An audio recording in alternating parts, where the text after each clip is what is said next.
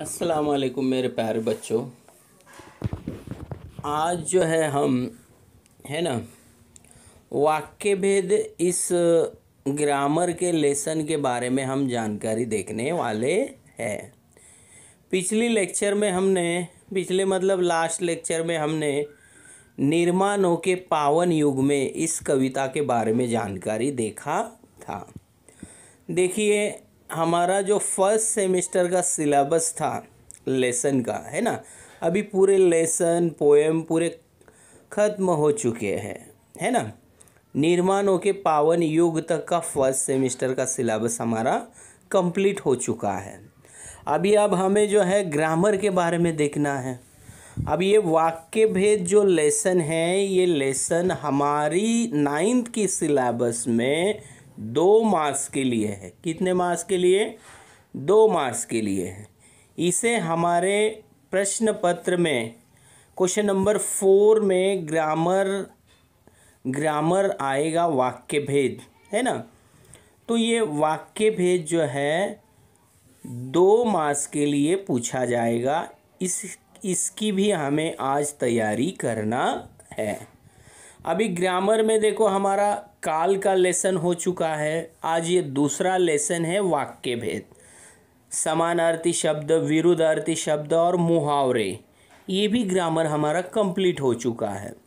आज का ये लेसन है हमारा वाक्य भेद, जिसे हमारे प्रश्न पत्र में 2 मार्क्स है।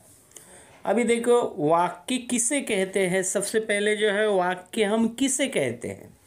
वाक्य मीन्स क्या है? सेंटेंस। वाक्य मतलब क्या है? सेंटेंस है ना।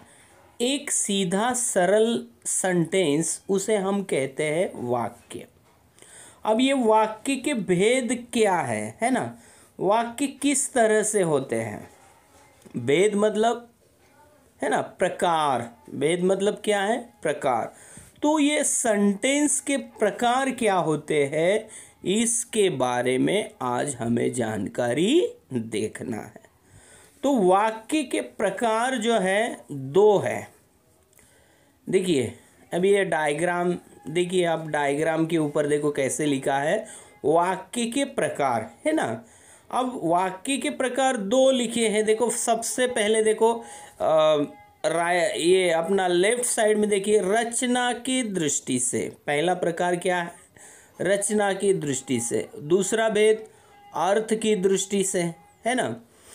अब हमारे सिलेबस में देखो रचना के दृष्टि से 3 वाक्य के प्रकार है। साधारण वाक्य, मिश्र वाक्य और संयुक्त वाक्य। ये रचना की दृष्टि से इस वाक्य के भेद को है ना, रचना की दृष्टि से इस वाक्य के भेद को 1 मार्क से यहाँ पर हमें 3 भेदों की पढ़ाई करना है। पहला है साधारण वाक्य, मिश्र वाक्य और संयुक्त वाक्य। इन तीनों में 1 मार्क्स के लिए एग्जाम में पूछा जाएगा। अब दूसरा प्रकार है वाक्य का अर्थ की दृष्टि से वाक्य के भेद। अब अर्थ की दृष्टि से हमें 8 भेदों की यहाँ पर पढ़ाई करना है ना। तो पहला है देखो अर्थ की दृष्टि से पहला वाक्य का भेद विधानार्थक वाक्य है ना। दूसरा है निषेधार्थक। विधान मतलब सेंटेंस, निषेधार्थक मतलब निगेटिव वाक्य। प्रश्नार्थक हमें मालूम है ना। आज्ञार्थक ऑर्डर, विस्मयादि बोधक मन की भावना अचानक व्यक्त करना। संकेत यानी जो है संभावना है ना। इच्छावाचक मन की इच्छा। संदेहवाचक, संदेह मतलब मैसेज है ना। तो इस प्रकार से वाक्य के हमारे सिलेबस में मुख्य 2 भेद है ना। मुख्य कितने भेद हैं? 2 है। पहला है रचना की दृष्टि से और दूसरा है अर्थ की दृष्टि से। तो आज हम सबसे पहले रचना की दृष्टि से है ना, पहला जो भेद है हमारा, तो वो हम देखने वाले हैं। देखते हैं नीचे रचना की दृष्टि से वाक्य के। चलिए देखिए रचना के दृष्टि से वाक्य के प्रकार है ना। रचना की दृष्टि से वाक्य के कितने भेद है? 3। पहला है साधारण वाक्य है ना। दूसरा है मिश्र वाक्य तीसरा है संयुक्त वाक्य। तो हम आज ये 3 वाक्य के भेद रचना की दृष्टि से इसके बारे में हम तफसील से जानकारी देखेंगे। पहला देखिए, सिंपल सेंटेंस, सरल वाक्य। अब सरल वाक्य किसे कहते हैं हम देखिए, इसकी परिभाषा दी हुई है नीचे। परिभाषा देखिए, ध्यान देकर सुनो, है ना। देखिए परिभाषा, है ना। सरल वाक्य वह स्वतंत्र उपवाक्य है। ध्यान से देखना, पहली लाइन देखो, परिभाषा सरल वाक्य की। सरल वाक्य वह स्वतंत्र उपवाक्य है जिसमें कर्ता, कर्म, पूरक, क्रिया विशेषण और क्रिया में से कुछ या सभी घटकों का योग होता है।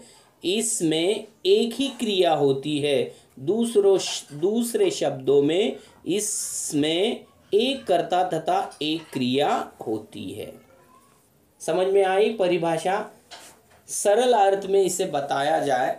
अब सरल वाक्य किसे कहते हैं? जो सीधा सरल सेंटेंस होता है ना, उसे हम सरल वाक्य कहते हैं। जिस सेंटेंस में, है ना, कर्ता मतलब सब्जेक्ट, है ना।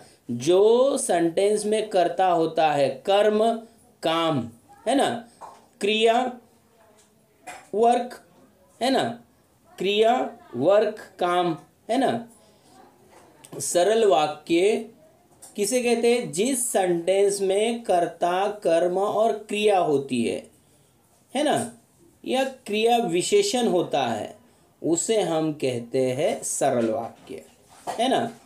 इसमें से कुछ एक होता है, ऐसा बोला है।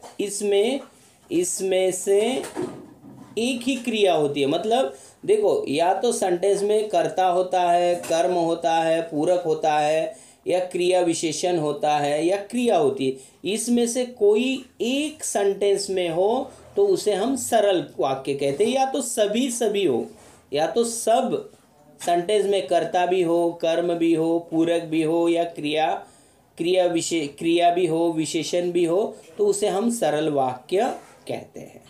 अब इसे हम समझने के लिए, जो सेंटेंस सीधा सरल होता है, जिस सेंटेंस में एक कर्ता और एक क्रिया होती है, उसे हम सरल वाक्य कहते हैं, है ना। कर्ता मीन्स सब्जेक्ट, क्रिया मीन्स वर्ब। कर्ता मतलब क्या है? सब्जेक्ट, और क्रिया मतलब क्या है? वर्क, है ना।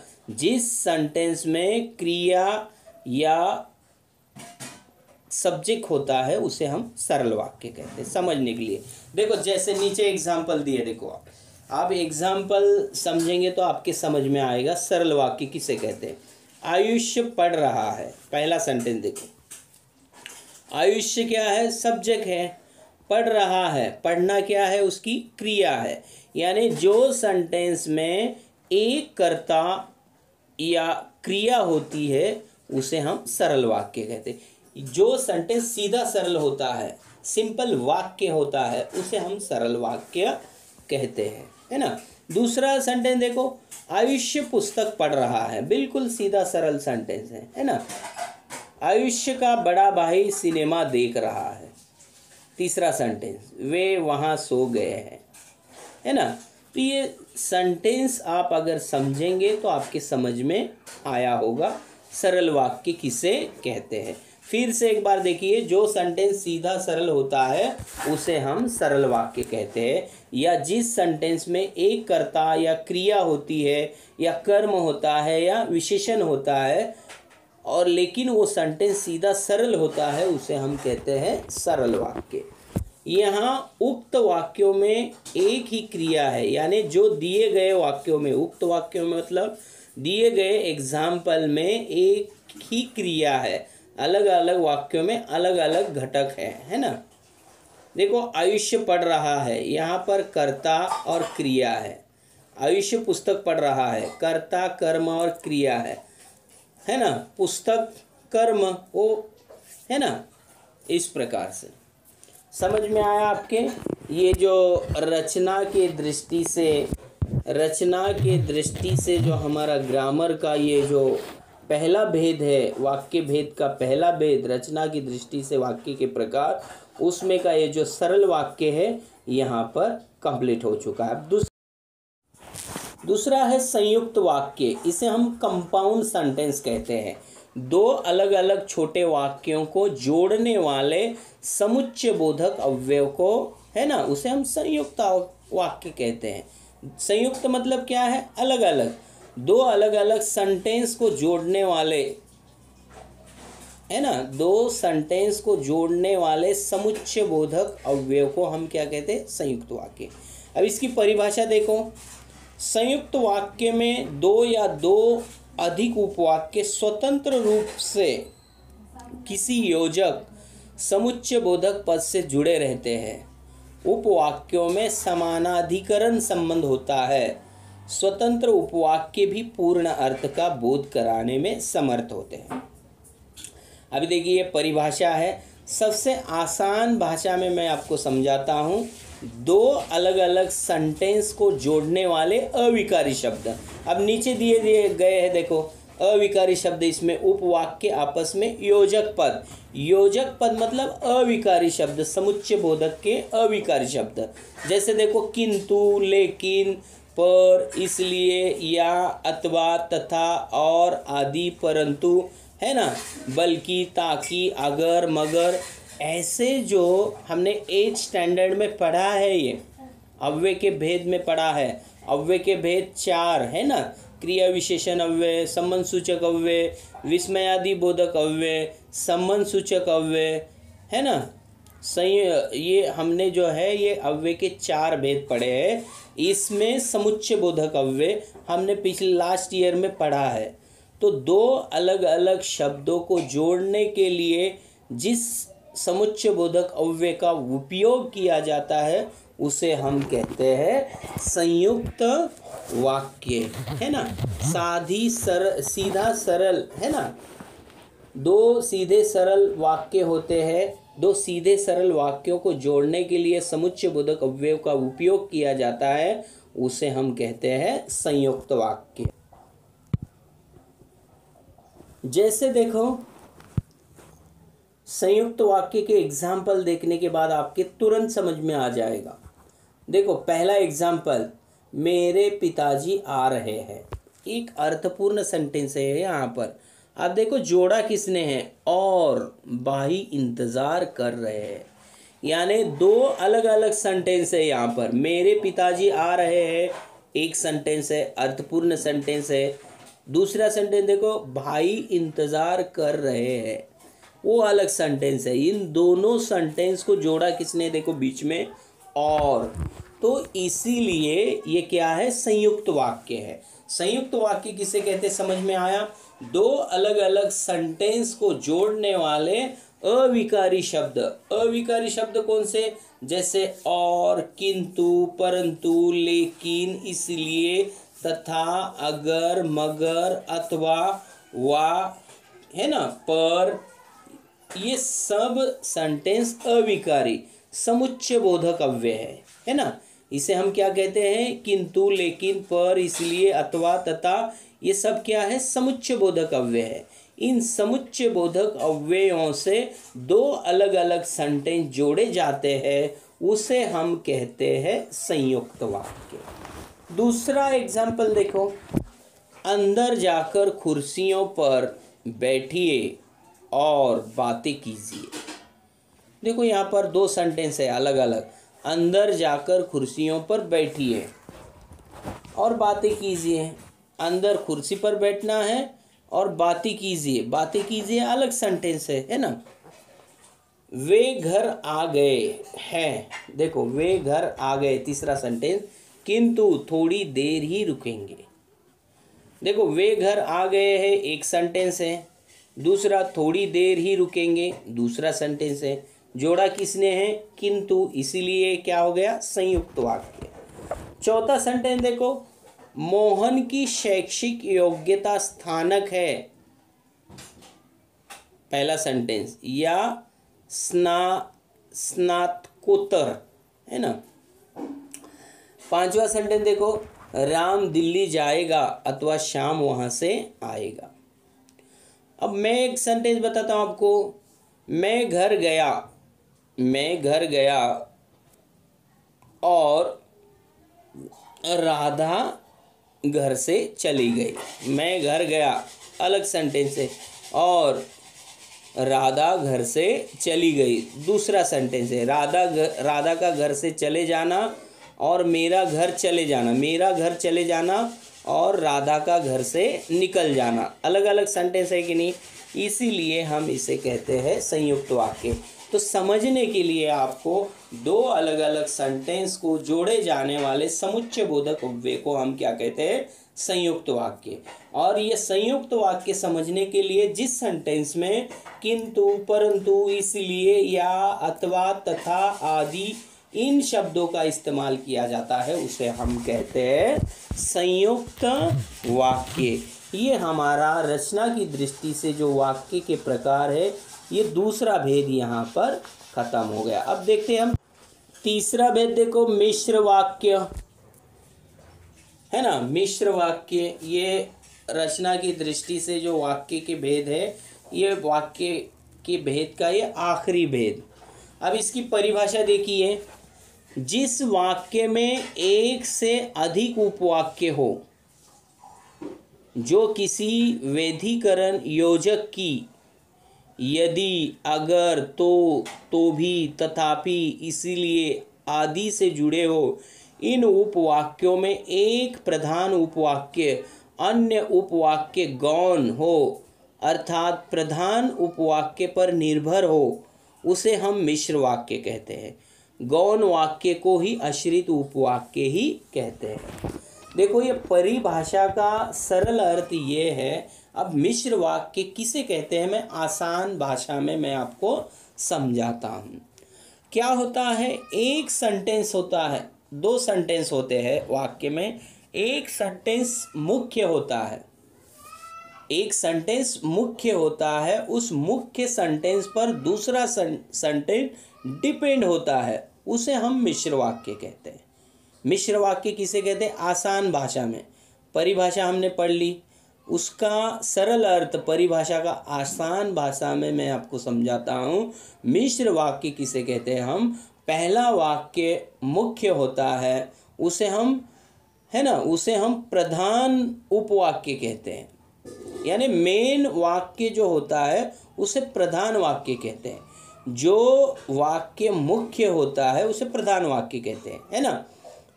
पहला सेंटेंस मुख्य होता है, या वाक्य में कोई भी सेंटेंस मुख्य होता है, उस पर निर्भर जो कुछ सेंटेंस वाक्य में आते हैं उसे हम मिश्र वाक्य कहते हैं। अब मुख्य वाक्य पहचानने का तरीका देखिए, नीचे बताया उन्होंने। मिश्र वाक्यों में प्राय व्याभिकरण योजक यानी पहचानने वाले शब्द, व्याभिकरण योजक मतलब पहचानने वाले शब्द युग्म के साथ प्रयुक्त होते हैं। जैसे देखो, जो, सो, जो, वह, जैसा, वैसा, जिसकी, उसकी, यदि, तो, वही, जिसे, उसे, जब तक, तब तक आदि का प्रयोग होते हैं। यानी जितने मैंने अभी जो वर्ड्स पढ़े, उस वर्ड्स में से कोई भी एक अगर वर्ड सेंटेंस में आता है तो डेफिनेटली क्या होता है, मिश्र वाक्य होता है।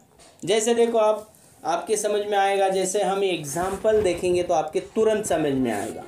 यदि मैं परिश्रम करता तो सफल हो जाता, है ना। अगर मैं मेहनत करता तो सफल हो जाता।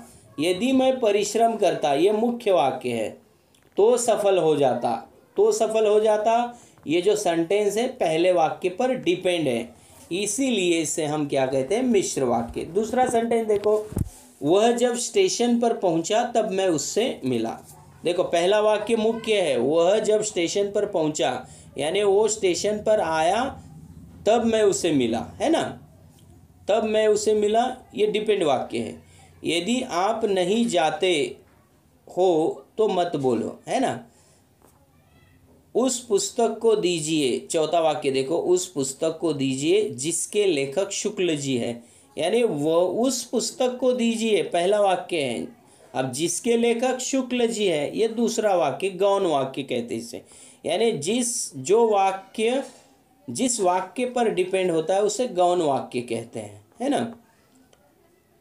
अभी जैसे समझने के लिए देखो, जिसकी लाठी उसकी भैंस, है ना, जिसकी लाठी उसकी भैंस। मैं पढ़ाई करता तो पास हो जाता, है ना।